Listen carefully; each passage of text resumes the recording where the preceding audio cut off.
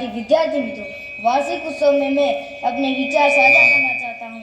एक ऐसा व्यक्तित्व और कृतित्व जिसने सौ की परिधि को लांघकर सदैव पर के लिए किया कार्य, ऐसे देवतुल्य महात्मा गांधी के जीवन के बारे में मैं क्या ही कहूँगा।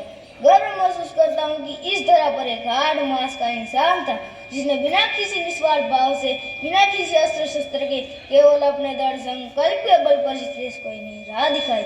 हमारी भारतीय संस्कृति सत्यम शिवम सुंदरम के जो 3 शब्द थे, महात्मा गांधी का संपूर्ण जीवन ही उन 3 शब्दों का पर्याय नजर आता है। बादशाह स्वतंत्र भारत की जाए या संविधान के नीति निर्देशक तत्वों को टटोला जाए, महात्मा गांधी जी के मूल्यों का प्रभाव प्रत्यक्ष तत्वों पर प्रत्यक्ष या प्रत्यक्ष रूप से दिखाई देता है। मोहनदास करमचंद गांधी से महात्मा गांधी बनने का सफर इतना आसान कहाँ है।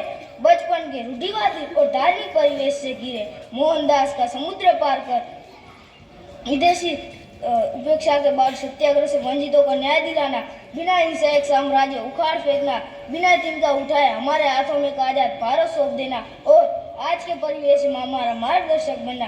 क्योंकि गांधी जी के विचार किसी अवसर विशेष के लिए नहीं है बल्कि सार्वभौमिक है। ऐसे में मुझे प्रोफेसर पुरुषोत्तम अग्रवाल की वह बात बार बार याद आती है कि मजबूरी का नहीं, मजबूती का नाम है महात्मा गांधी। मजबूरी का नहीं, मजबूती का नाम है महात्मा गांधी।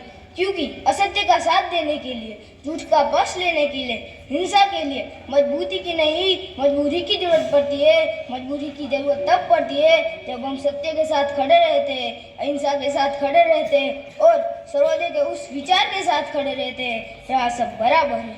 बापू कहा करते थे, मेरे मार्ग पर चलकर देखो, तुम्हें हिंसा की जरूरत ही नहीं पड़ेगी। आज वर्तमान भारत में गांधी जी के लगभग मुख्य 53 मार्ग है, लेकिन विडम्बना तो देखिए, हम महात्मा गांधी मार्ग पर तो चलते हैं लेकिन महात्मा गांधी के मार्ग पर चलना हम कभी भी पूर्ण रूप से नहीं सीख पाए। आज देश आत्मनिर्भर बन रहा है, नया आयाम स्थापित कर रहा है। आज आवश्यकता है कि यदि हमें बापू के भारत को पुनः जीवित करना है तो अपने शरीर का रथ बनाकर स्वयं यात्रा पर निकलना होगा। एक ऐसा रथ जिसमें धैर्य और शौर्य उसके 2 मजबूत पहिए हो, सदाचार और सत्याग्रह उस पर लहराती ध्वजा पताकाएं हो, आत्मबल, संयम, विवेक और परोपकार उस रथ के घोड़े हो जो दया, क्षमा और क्षमता की डोर से बंधे हो। प्रार्थना उसका सारथी हो और त्यागी उसकी ढाल हो, लोकहितकारी विज्ञानी धनुष्य हो और अल्प विचारी बुद्धि वो प्रचंड शक्ति हो और निर्मल मन ही वो तर्कस हो जिसमें बहुरंगी विश्वासों के बाण भरे हो। अंत में बस इतना ही कहना चाहूंगा कि बापू के भारत में उनके चरण ही नहीं, उनका आचरण भी छूने का प्रयास करना होगा। जय हिंद।